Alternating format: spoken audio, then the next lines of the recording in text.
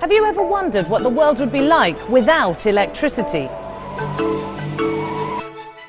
There'd be no computer games. There would be no internet.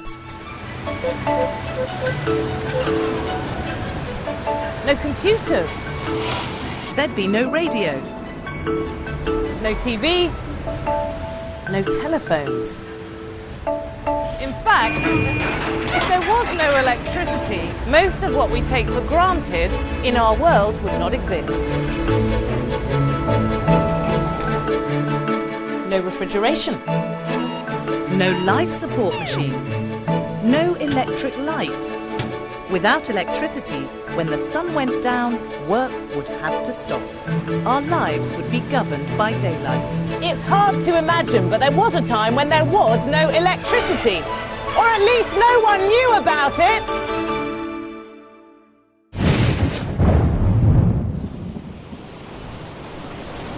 Electricity has actually been with us forever. The problem was no one knew how to create it or use it. An American called Benjamin Franklin did some early experiments with electricity in 1752 by flying his kite in a thunderstorm. He learned a lot of things, the main one being that electricity can be very dangerous. Then in 1831, an English scientist named Michael Faraday noticed something very interesting. He found that when he moved a magnet inside a coil of wire, he created electricity in that wire. Far easier and safer than taking your chances in a thunderstorm.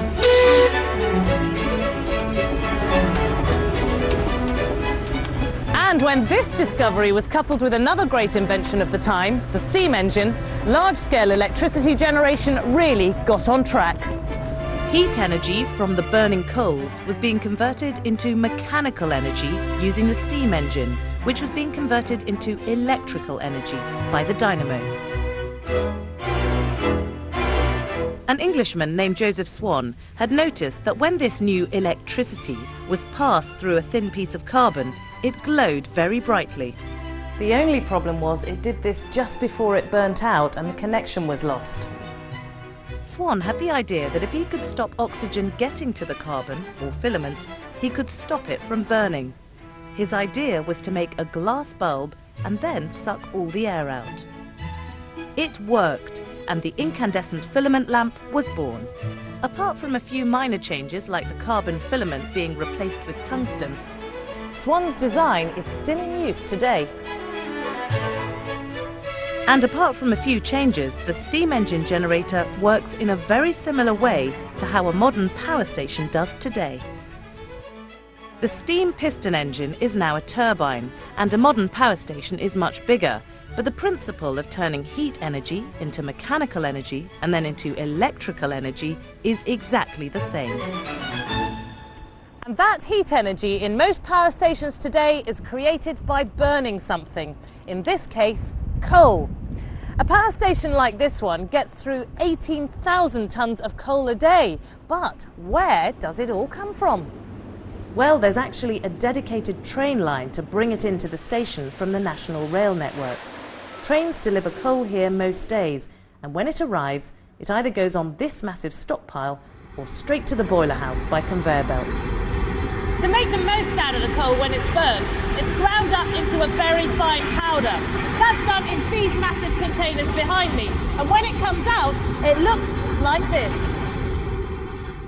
So fine, in fact, that it can be blown straight into the boiler. This is the boiler, and it's big. I mean really big.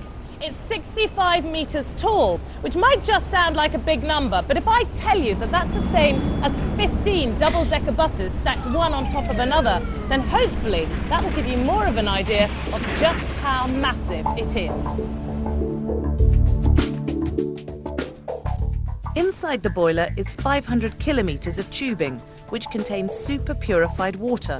The coal dust is burnt, heats that water, and turns it into steam. It leaves the boiler at a staggering 568 degrees centigrade, over 5 times hotter than the steam that comes out of your kettle.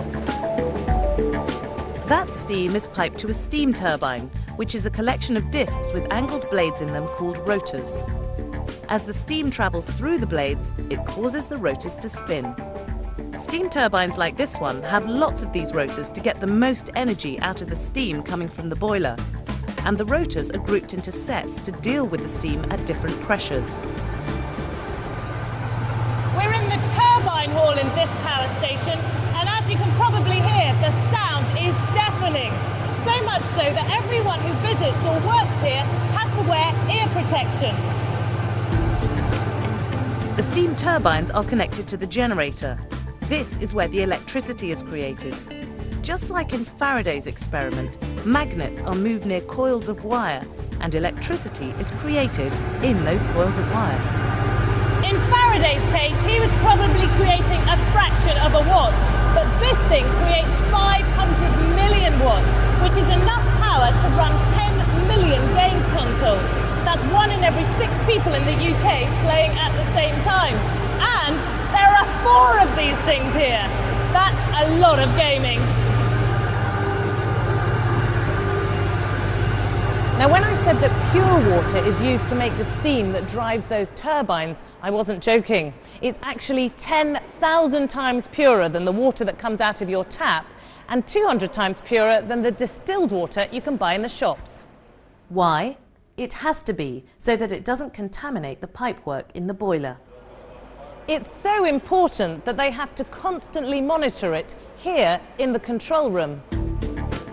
Once that steam has gone through the turbines, it's reused, but before it can be put back into the boiler, it has to be cooled back down so that it turns into water again. This is done with something called a condenser. Cold water taken locally, in this case from the Thames, is pumped through a number of pipes. The steam is passed over these pipes, and they cool it down and turn it back into water, ready for it to go back into the boiler. But what happens to this other water once it's cooled the steam back to water? Well, it also needs to be cooled down, and that's what these things are for. They're called cooling towers.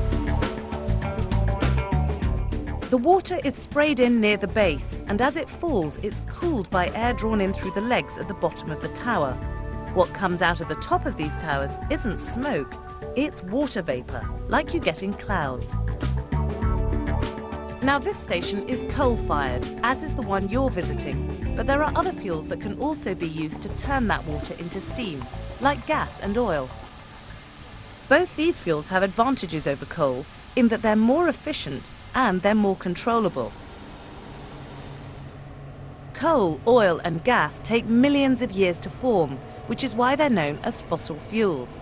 Eventually, we will use them up, so we need to look at other ways to make our power.